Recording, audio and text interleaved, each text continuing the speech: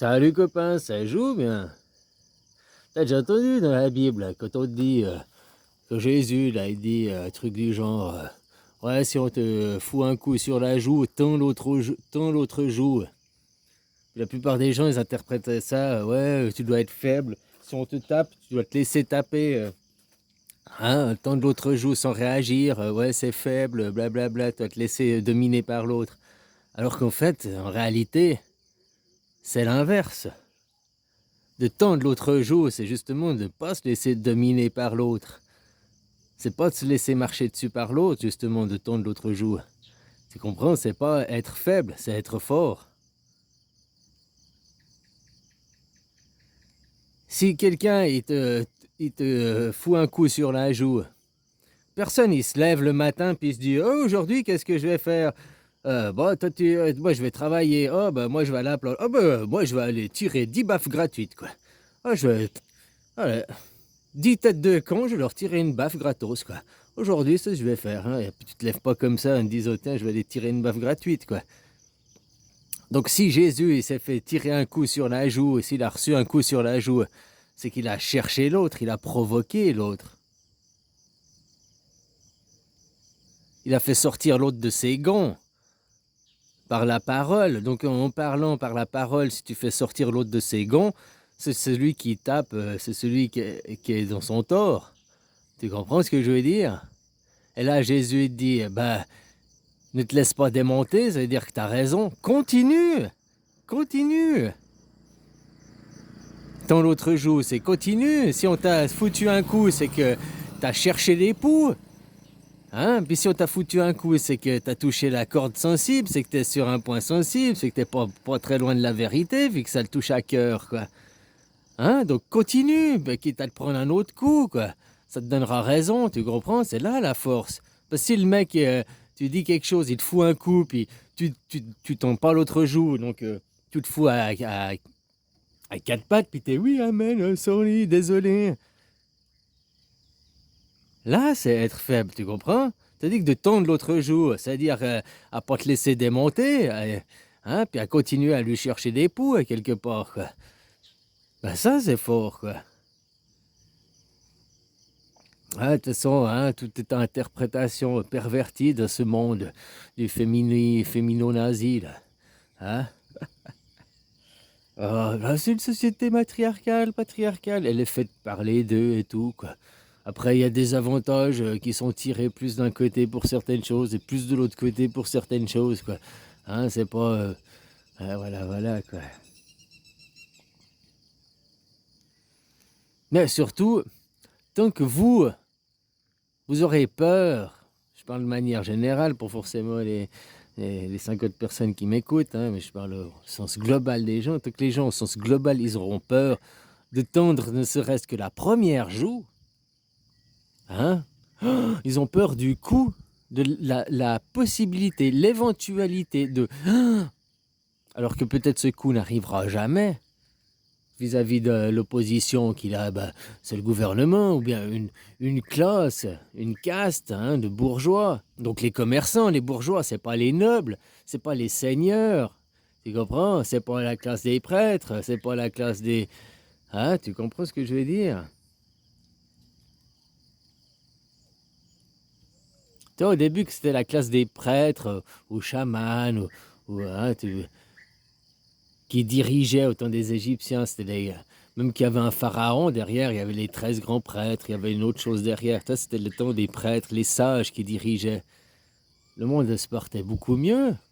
Après, c'était devenu le temps des rois, les nobles qui ont commencé à diriger. Ça s'est empiré, quoi. Puis quand même les nobles, ils ont fait tomber le clergé. Puis ils sont associés avec le business, les commerçants, les bourgeois. Puis après, maintenant, les bourgeois, ils ont fait quoi? Pour vous, 1700 machin, ben, ils ont tombé les nobles pour que eux s'accaparent le pouvoir. Mais maintenant, il reste toujours là. Hein, les travailleurs, c'est toujours eux qui ont pas le pouvoir. On leur dit, vous avez le pouvoir, la démocratie, le pouvoir par le peuple. Vous avez voté oui? Eh ben, ce sera non. Vous avez voté non? Ben, ce sera oui. Puis maintenant, moi, je vais être président à vie. On va modifier la constitution pour que je puisse faire un troisième mandat. Voilà, quoi. Puis un quatrième, puis un cinquième. Oh, bah, de toute façon, à part gueuler, vous savez rien faire, donc hein, on vous laisse gueuler, puis voilà, quoi. Ça va rien changer. Hein, comme je t'ai dit, gueuler, aller dans la rue, se manifester.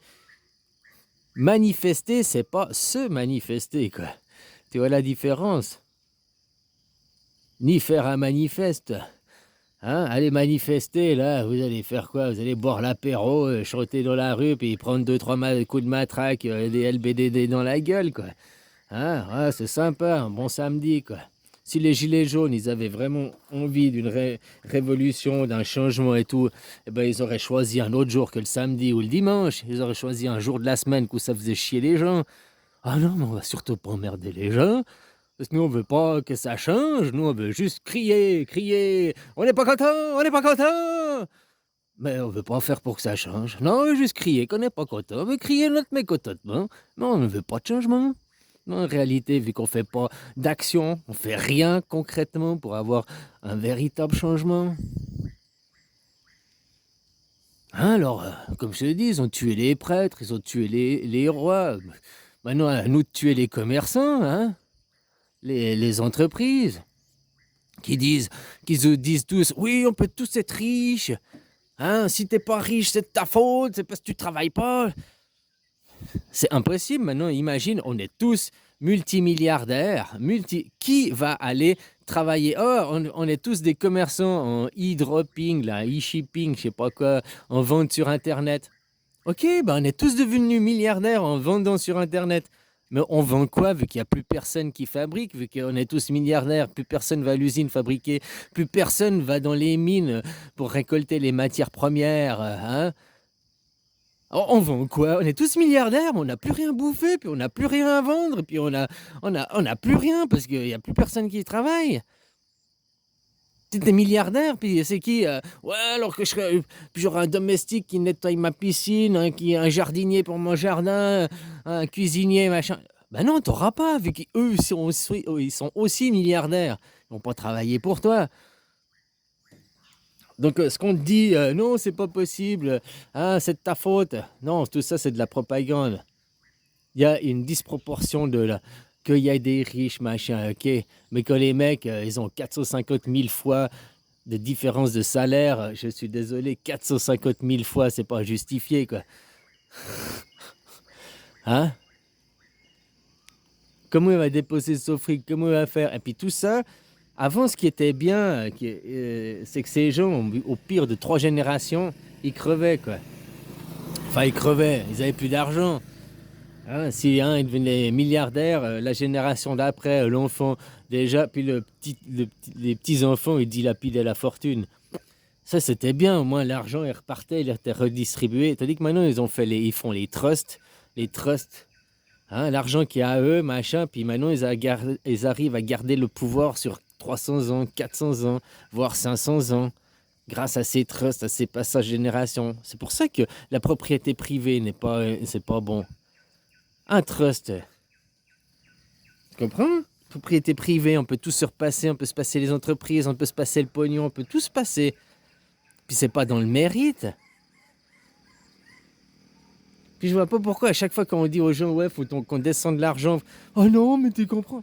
99% des gens, ils sont touchés en bien d'arrêter l'argent. Ils sont touchés en bien d'arrêter de suivre les industriels, de se laisser diriger par ces bourgeois. Ça fait chier que 1%, puis même peut-être 0,1% des gens. Ça fait chier très peu de monde. Mais pourquoi tout le monde les défend? Non, il faut l'argent, non, il faut continuer à travailler. Alors travailler aujourd'hui, c'est être esclave. Travail pour l'argent.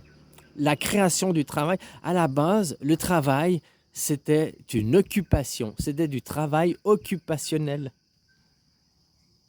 On a commencé à ça travailler. Alors travailler à la base, ça veut dire réfléchir, mais je parle au sens, ça veut dire faire des choses dans la matière pour s'occuper, pour passer le temps, pour se divertir. Et construis un mur ici. Construis le mur, là, machin, 2 semaines de travail, il a fini le mur. On fait quoi? Bah non, tu démontes le mur, et puis tu vas construire le mur ici. Mais ça sert à rien. Bah ouais, exactement, mais moi, au moins t'es occupé, quoi. Le travail, ça servait à ça, à s'occuper. Et maintenant, tu vas t'occuper, machin, ils sont tous à dire oui, on a besoin du travail, on a besoin de s'occuper, on peut... Oui, tu ne peux pas rester sans rien faire, les bras croisés dans la vie. Tu as besoin de t'occuper, certes, mais tu n'as pas besoin d'être esclave, et puis d'être privé de dignité, puis d'être privé de tout. Hein, puis maintenant, il faudra un passe truc muche, puis un passe machin, puis un passe... Regarde les animaux, quoi. Les animaux, comme ils sont tellement plus heureux, quoi. Ils se mettent pas toutes ces contraintes que nous, on se met. Ah, mais c'est pour ta sécurité, mais c'est pour ton bien, c'est pour notre avenir, c'est pour... Hein? Ils sont toujours en train de vous piquer du pognon, faut toujours... Je te dis, on te parle du réchauffement climatique. Maintenant, ils font une taxe carbone. Donc le consommateur, il s'attaque toujours au consommateur. Le consommateur, on te dit maintenant, les voitures, tu as une taxe carbone, hein, machin, il faut acheter de l'électrique. Tu as vu, maintenant, ils vont mettre une taxe sur l'électrique. C'est hallucinant. Oui, parce que ça, de toute façon, l'électrique, tu vas passer à la taxe après. Comme maintenant, ils chopent, je ne sais pas combien, 40 milliards dans les caisses grâce aux taxes qu'ils prennent sur l'essence. Le jour, demain, plus personne n'achète de l'essence. Les 40 milliards qui rentrent dans les caisses grâce à l'impôt sur l'essence, faudra bien aller le prendre un impôt sur l'électricité. Hein? Faudra bien faire rentrer les sous ailleurs. Donc voilà, on vous vend quelque chose pour vous enculer encore plus derrière, quoi. Et puis pourquoi ils n'agissent pas sur les entreprises? À obliger à contraindre les entreprises. Hein? Les bourgeois, ils vont pas s'attaquer aux bourgeois, ils ne s'attaquent pas à eux-mêmes, quoi. Non, le consommateur doit acheter une voiture, le consommateur doit faire des efforts, le consommateur doit... Puis pour les entreprises, on te fait la quenelle. Oh, les entreprises, elles peuvent acheter les taxes carbone, là. J'aime bien parce que tu arrives même à des entreprises... j'ai vu l'autre jour, je ne sais plus le nom de l'entreprise, mais c'est hallucinant. Genre, c'est Total Energy qui te dit, nous sommes une entreprise verte, bioéthique.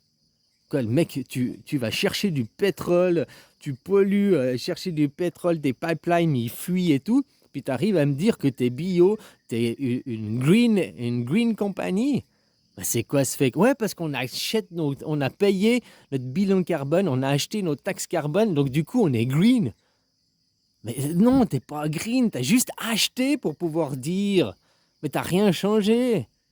Puis ces taxes carbone, oui, ils les achètent, oui, machin, pour dire qu'ils sont green, mais qui les paye? Le consommateur. Ça augmente le prix du consommateur. Donc le consommateur, il paye 2 fois. Puis on n'est toujours pas en train de contraindre et agir les entreprises sur le fond, quoi. Comme je te dis, tant que tu resteras les bourgeois dirigés pour les bourgeois, voilà, hein. Les entreprises, donc les bourgeois, c'est les commerçants. Tant que tu laisseras les commerçants diriger une entreprise... Ils dirigent la planète comme une entreprise, un business, rentabilité. On s'en fout des gens. On s'en fout des gens. Hein. Ce qui compte, c'est le pognon, la rentabilité, le dividende. Mais là, on parle de société humaine. C'est pas possible de la diriger comme ça. Et ça fait 50 ans que vos pays sont dirigés comme des business. Ils ont pris le business model des entreprises pour diriger les pays.